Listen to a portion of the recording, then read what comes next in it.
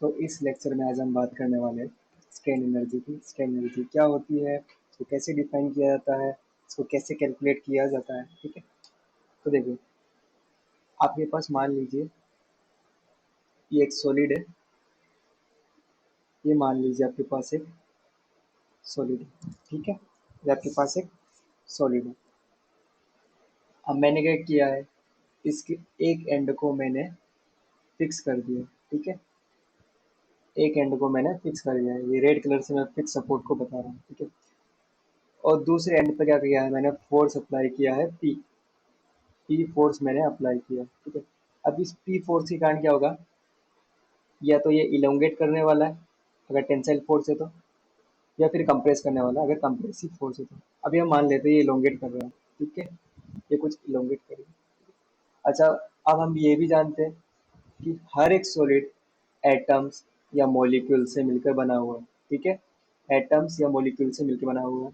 और हम ये भी जानते हैं एटम्स और मॉलिक्यूल्स के बीच में इंटर एटॉमिक और इंटर मॉलिक्यूलर फोर्सेस होते हैं। ठीक है, जब आप क्या करते हो, जब उस पर फोर्स लगाते हो, स्ट्रेन जनरेट करते हो, तो आपको क्या करना पड़ता है, इन इन इंटर एटॉमिक और इंटर मॉलिक्यूलर फोर्सेस के अगेंस्ट आपको वर्क करना पड़ता है।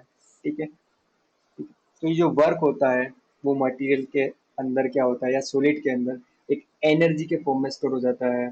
और उस एनर्जी को क्या बोलते हैं, स्ट्रेन एनर्जी बोलते हैं। या जो वर्क डन आपको करना पड़ता है एक्सटर्नल फोर्स की, एक्सटर्नल सॉरी, जो आपको वर्क करना पड़ता है इंटर एटॉमिक और इंटर मोलिकुलर फोर्सेस के अगेंस्ट, वो क्या होता है, स्ट्रेन एनर्जी के फॉर्म में स्टोर हो जाता है। ठीक है, तो यहाँ पर हम क्या बोल सकते हैं, हम बोल सकते हैं कि जो वर्क डन होता है, जो वर्क डन होता है वो स्टोर हो जाता है सॉलिड के अंदर स्ट्रेन एनर्जी के फॉर्म में।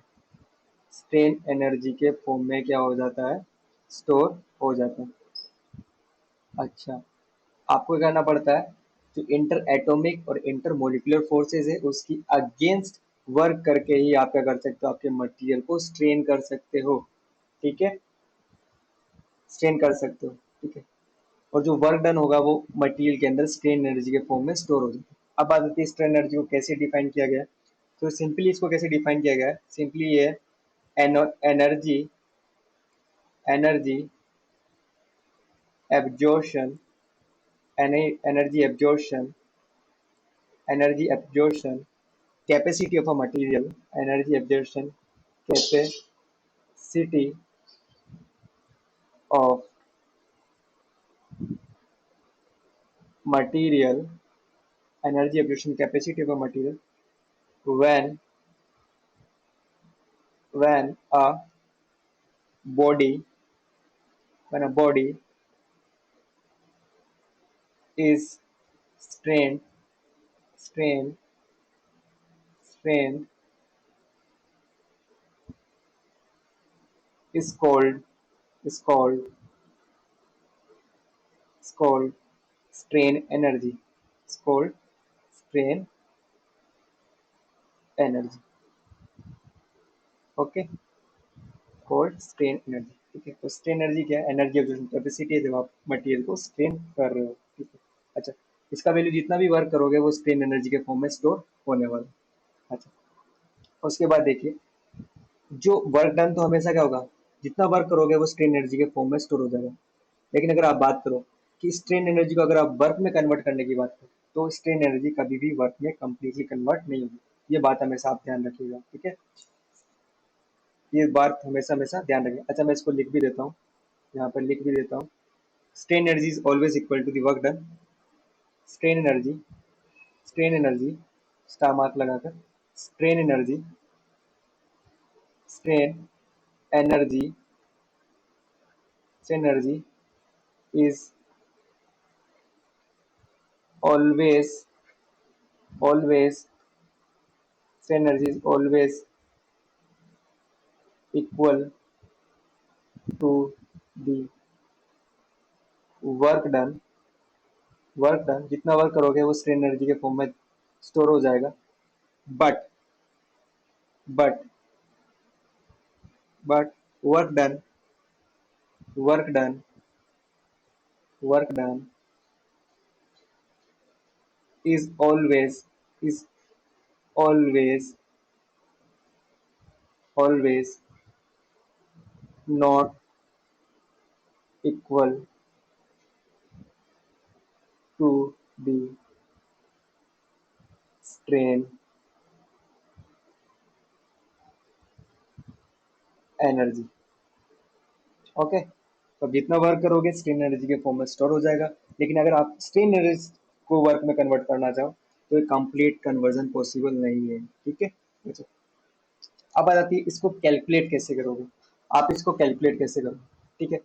देखो, जब आपने सॉलिड को फोर्स लगा के डिफॉर्म किया, तो उस फोर्स और जो डिफॉर्मेशन है या जो इलोंगेशन था, उस फोर्स और जो इलोंगेशन था, तो उसको हमने क्या किया, एक ग्राफ पे प्लॉट किया। ये फोर्स के एक्सिस को बता रहा है और ये इलोंगेशन को बता रहा है। ये किसको बता रहा है, ये इलोंगेशन को बता रहा है। ठीक है, ये दूसरा एक्सिस है, ये दूसरा एक्सिस इलोंगेशन को बता रहा है, ये दूसरा एक्सिस इलोंगेशन को बता रहा है। ठीक है, जब आपने किसी सॉलिड के लिए फोर्स और इलोंगेशन के बीच में ग्राफ देखा, वो जनरली क्या आ रहा था, एक स्ट्रेट लाइन हमको मिल रहा था। एक स्ट्रेट लाइन क्या कर रहा था, हमको मिल रहा था। कहाँ तक स्ट्रेट लाइन मिल रहा था, स्ट्रेट लाइन हमको मिल रहा था इलास्टिक लिमिट तक। कहाँ तक स्ट्रेट लाइन मिल रहा था हमको, इलास्टिक लिमिट तक स्ट्रेट लाइन हमको मिल रहा था। ठीक है, अच्छा, उसके बाद क्या है, देखो इस पॉइंट को, ओरिजिन को वो बोल रहा हूँ ये स्ट्रेट लाइन है। ठीक है, ये स्ट्रेट लाइन है, स्ट्रेट लाइन है। ठीक है, और इस पॉइंट को मैं बोल रहा हूँ ए बोल रहा हूँ। ठीक है, अच्छा, अब मैं क्या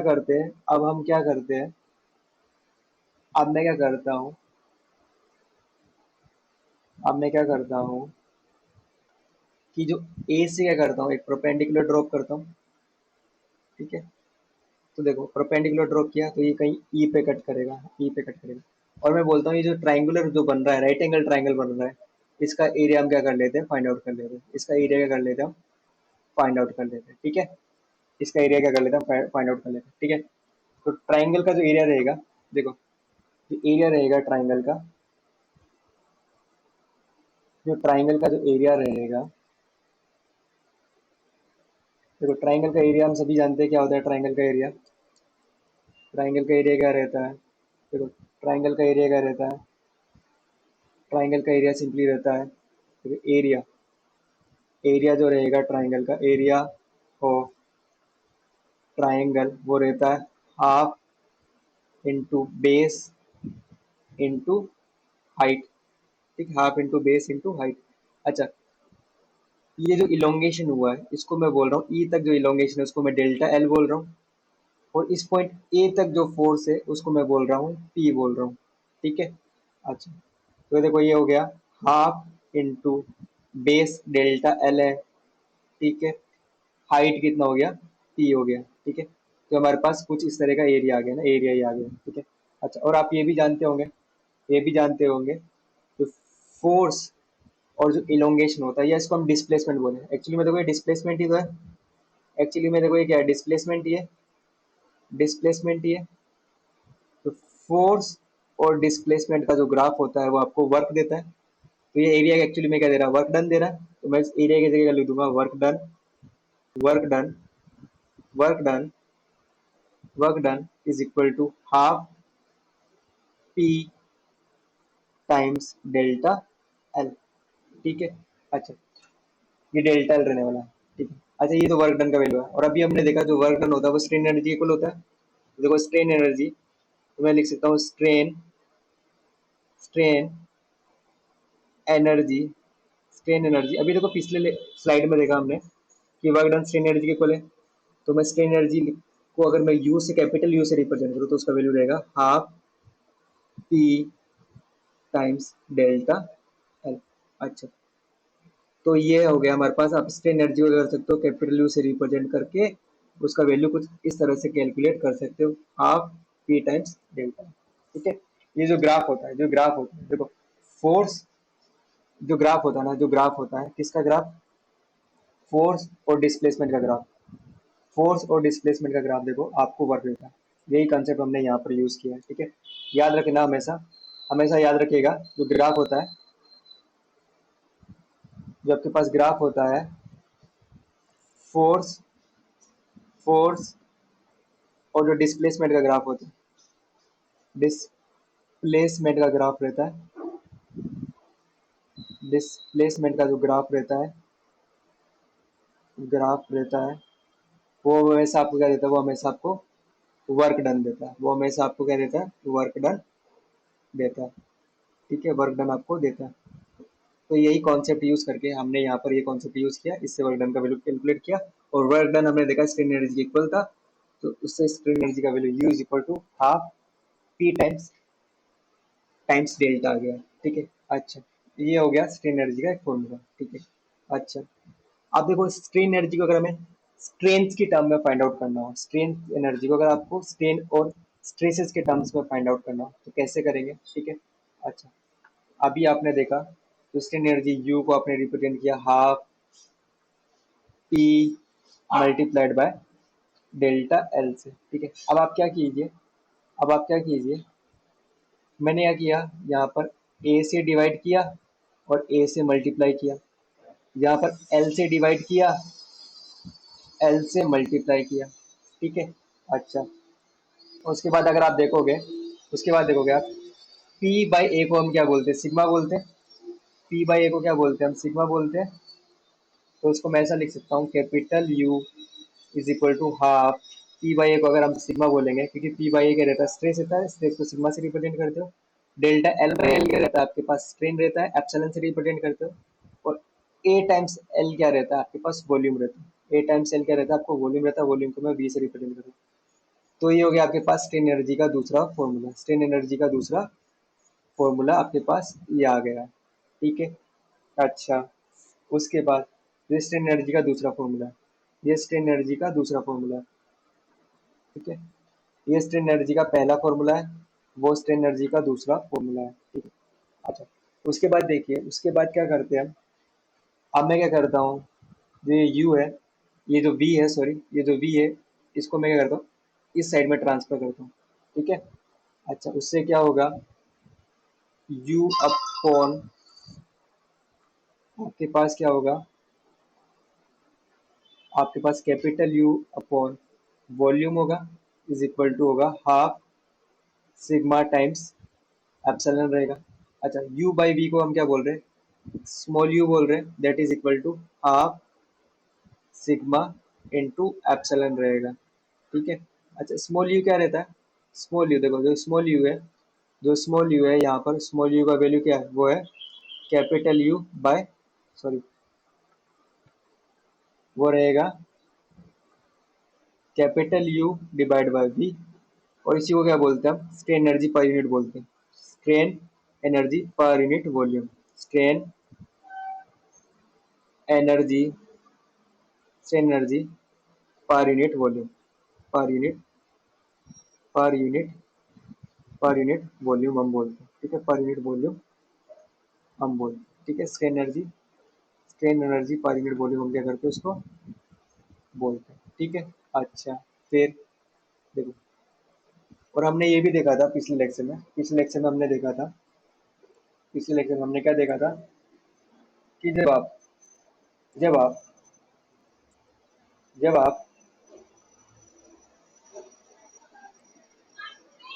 जब आप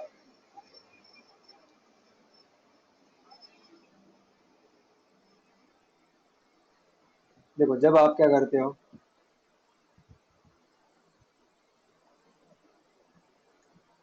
जब आप स्ट्रेसेस, देखो जब आप क्या करते हो, स्ट्रेस, स्ट्रेस और स्ट्रेन के बीच में, स्ट्रेस और स्ट्रेन के बीच में जब आप ग्राफ प्लॉट करते हो तो आपको क्या मिलता है, इलास्टिक लिमिट तक एक स्ट्रेट लाइन मिलती है। कहाँ तक मिलती है आपको, इलास्टिक लिमिट तक, इलास्टिक लिमिट तक आपको एक स्ट्रेट लाइन मिलती है। ठीक है, अच्छा, वैसे मैं इस पॉइंट को ओ बोल रहा हूँ, इस पॉइंट को ए बोल रहा हूँ। ठीक है, अच्छा, फिर क्या करते हैं हम, तो यहाँ से परपेंडिकुलर ड्रॉप किया यहाँ पर। ठीक है, ये पॉइंट ई था। ठीक है, इस ट्रेन को मैं एप्सिलॉन बोल रहा हूँ। ठीक है, यहाँ तक का जो स्ट्रेस उसको मैं क्या बोल रहा हूँ, सिग्मा बोल रहा हूँ। अच्छा, आप क्या कीजिए, अब आप क्या कीजिए, ये ट्राइंगल का एरिया निकालिए, ठीक है, ट्राइंगल का एरिया निकालिए, है ना। एरिया ऑफ ट्राइंगल आप निकालते, एरिया ऑफ ट्राइंगल आप निकालिए, ट्राइंगल निकालिए, ठीक है। वो कितना हो जाएगा, half times base time height हो जाएगा, जो कि होगा हाफ टाइम बेस कितना है, एप्सिलॉन है, हाइट कितना है, सिग्मा है। या इसको आप ऐसा भी लिख सकते हो, हाफ सिग्मा एप्सिलॉन, ठीक है। तो आपको नहीं लगता ये वाला एक्सप्रेशन और ये वाला एक्सप्रेशन क्या सेम है। तो मैं एरिया की जगह क्या लिख सकता हूँ, यू लिख सकता हूँ, स्मॉल यू लिख सकता हूँ। तो देखिए, तो यू, तो स्मॉल यू है, तो स्मॉल यू का वैल्यू कितना आ गया, half time sigma times epsilon आ गया, ठीक है। तो ये जो एरिया होता है, ये जो वाला एरिया है, इसका वैल्यू कितना है, half into sigma into epsilon है, ठीक है। तो ये जो एरिया होता है, ये आपको क्या देता है, strain energy per unit volume देता है। ये जो एरिया होता है वो क्या देता है आपको, strain energy per unit volume देता है, ठीक है। स्ट्रेन एनर्जी,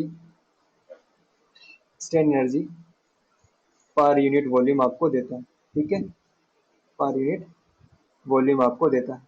और कोई पूछता है कि जो स्ट्रेस स्ट्रेन कर्व है, स्ट्रेस स्ट्रेन कर्व है, ठीक है, स्ट्रेस स्ट्रेन कर्व है, स्ट्रेस स्ट्रेन कर्व है, उसका जो कर्व होता है, उसके अंडर जो एरिया होता है वो आपको क्या देता है, वो आपको देता है simply strain energy per unit volume देता है।